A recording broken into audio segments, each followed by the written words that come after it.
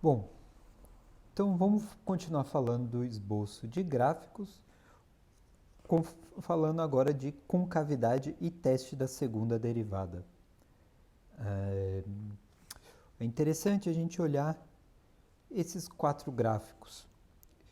Então, a gente sabe que esse primeiro gráfico e esse segundo gráfico, eles são crescentes, são funções crescentes, enquanto esses outros gráficos aqui são funções decrescentes, tá?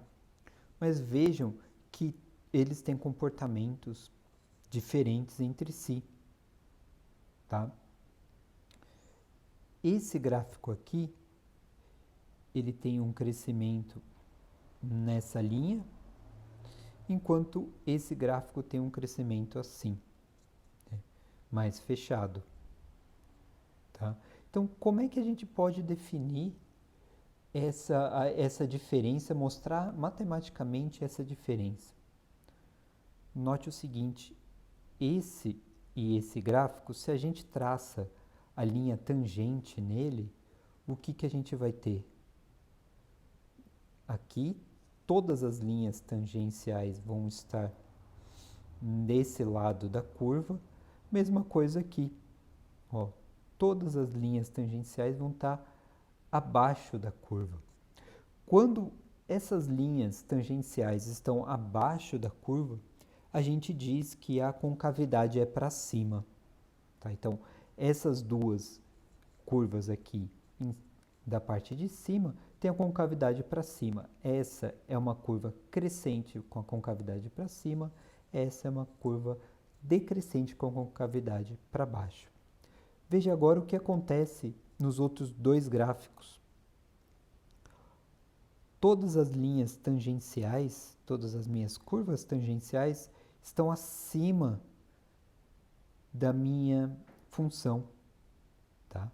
Então, quando eu tenho as retas tangenciais acima da função, eu tenho a concavidade para baixo. Então, esse gráfico aqui, ele é uma função crescente com a concavidade para baixo, e aqui eu tenho uma função decrescente com a concavidade para baixo. Então, são quatro possibilidades que a gente tem definindo o crescimento e a concavidade.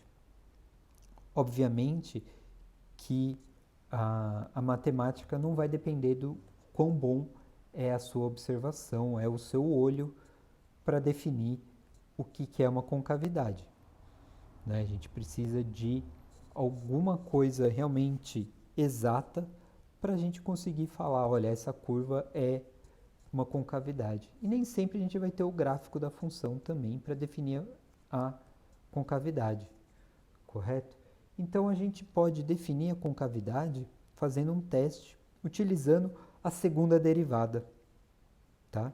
Então, se a derivada segunda de f for positiva para todo x em um certo intervalo, então a gente diz que o gráfico de f ele é côncavo para cima nesse intervalo. Se a derivada segunda for negativa para todo x dentro desse intervalo, então o gráfico é côncavo para baixo nesse intervalo, tá bom? Aqui é bom já introduzir também uma nova definição, que onde a função muda de concavidade, a gente chama de ponto de inflexão. Eu já comentei isso em algum vídeo passado, aqui eu estou colocando a definição mais formal. Então, a gente chama de ponto de inflexão se f de x é contínua no ponto e a curva muda de concavidade. Tá joia? Então, veja o seguinte, por que é tão importante definir esse ponto de inflexão? Olha esse gráfico aqui. O meu ponto P é um ponto de inflexão, onde eu tenho a concavidade para cima e depois do ponto P, a função muda para a concavidade para baixo. Posso ter uma outra função, então onde eu tenho primeiro a concavidade para baixo e depois a concavidade para cima. Olha como muda o comportamento da função a partir do momento que passa pelo meu ponto de inflexão. Então, nesse primeiro gráfico, a partir do momento eu tenho um crescimento rápido, grande, e a partir do momento que passa pelo ponto de inflexão, minha função continua crescendo, mas você vê que ela chega num certo patamar aqui e ela não cresce mais tão rápido quanto eu tinha aqui. Minha possibilidade de crescimento aqui, se eu não tivesse esse ponto de inflexão, ia ocorrer o quê? Ia subir nessa direção. Como eu tive esse ponto de inflexão, mudou o crescimento da minha função, mudou a forma como cresce. Agora olha essa daqui, eu tinha um crescimento que tinha chegado no seu limite. Aqui, se não fosse o ponto de inflexão, o que ia acontecer com a minha curva? Ela ia continuar nessa direção aqui, praticamente horizontal. A partir do momento que eu chego no ponto de inflexão, ela muda e começa a crescer rapidamente. Tá bom? Então, o ponto de inflexão ele é importante exatamente por causa da análise desse comportamento, dessa mudança da concavidade. Tá bom? Então, a gente pode aproveitar ainda essa definição de concavidade para introduzir um novo teste que vai ajudar a gente a definir quais são os máximos e mínimos, tá bom? Então, esse é o teste da segunda derivada. Então, se eu tenho num ponto C a derivada igual a zero e a segunda derivada positiva, então eu tenho um mínimo local.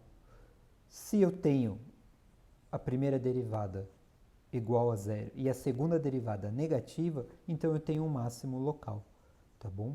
Do mesmo jeito que eu fiz com o teste da primeira derivada, a gente pode fazer com o teste da segunda derivada para memorizar melhor, em vez de decorar, tá? Então vamos pensar aqui na nossa função quadrática, tá?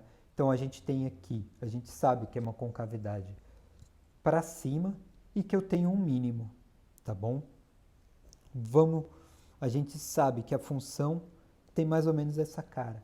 Um x quadrado mais bx mais um d aí, onde esse b e d são valores quaisquer. Quando eu derivo uma vez, eu tenho 2x mais b. Quando eu derivo outra vez, veja, eu tenho que a minha derivada segunda vale 2 e é positivo, tá? Então, quando eu tenho a derivada segunda positiva, eu tenho a concavidade para cima.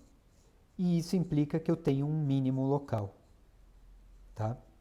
Você pode fazer agora invertendo a concavidade. O que muda dessa função para outra? É que eu tenho menos x quadrado em vez de mais x quadrado. Isso, quando eu chego na segunda derivada, vai me dar o quê? Uma segunda derivada negativa.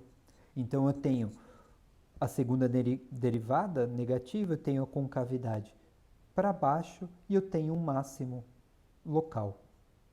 Tá bom? Então,